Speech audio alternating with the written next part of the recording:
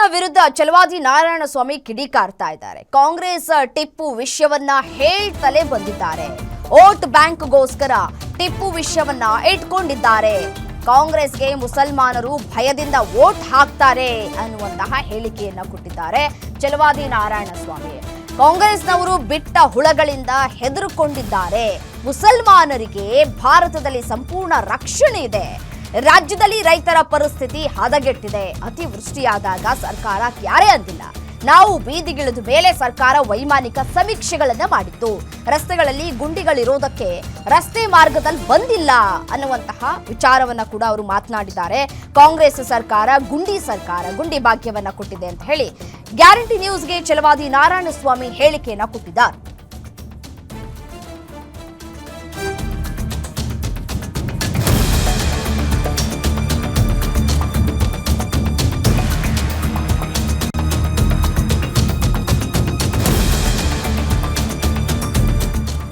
ಟಿಪ್ಪು ಜಯಂತಿ ವಿಚಾರ ಮತ್ತೆ ಬಂದಿದೆ ಅಲ್ಲ ಸರ್. ಕಾಂಗ್ರೆಸ್ ಅಂದ್ರೇನೆ ಟಿಪ್ಪು ಪಾರ್ಟಿ. ಟಿಪ್ಪು ಜಯಂತಿ ಮಾಡೋದು ಏನು ಅವರ ನೀವು ಓದಿಲ್ವಾ ಟಿಪ್ಪುವಿನ ಬಗ್ಗೆ ಸ್ಕೂಲಲ್ಲಿ? ಓದೋದು ಬೇರೆ ವಿಷಯ. ಕಾಂಗ್ರೆಸ್ ಅಲ್ಲಿ ಇದ್ದಾಗ ಟಿಪ್ಪು ಬೇಕು, ಬಿಜೆಪಿ ಬಂದ್ಮೇಲೆ ಟಿಪ್ಪು ಬೇಡ ಹಾಗೆ ಅಂತ ಏನಿಲ್ಲ. ಪಾಠ ಓದ್ಕೊಟ್ರೆ ಮೇಷ್ಟ್ರು ಬೇಡ ಬೇಡ ಅನ್ನಕ್ಕಾಗತ್ತಾ?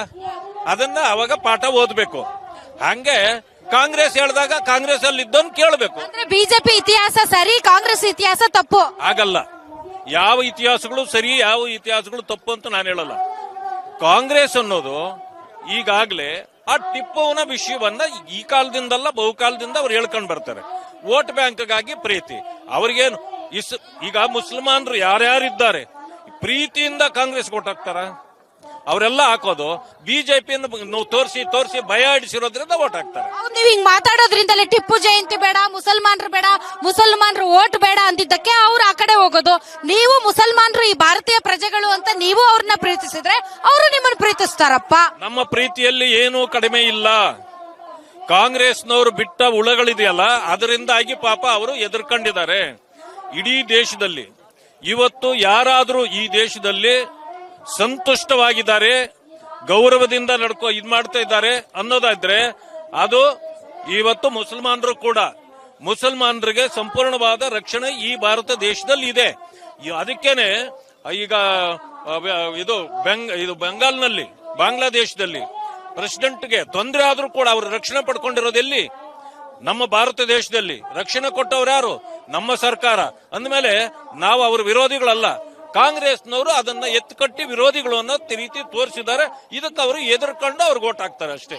ಪರಿಷತ್ನಲ್ಲಿ ಟಿಪ್ಪು ಜಯಂತಿ ವಿರುದ್ಧ ಹೋರಾಟ ಮಾಡ್ತೀರಾ? ವಿರುದ್ಧವಾಗಿ ಹೋರಾಟ ನಾವು ಮಾಡೋದಿಲ್ಲ.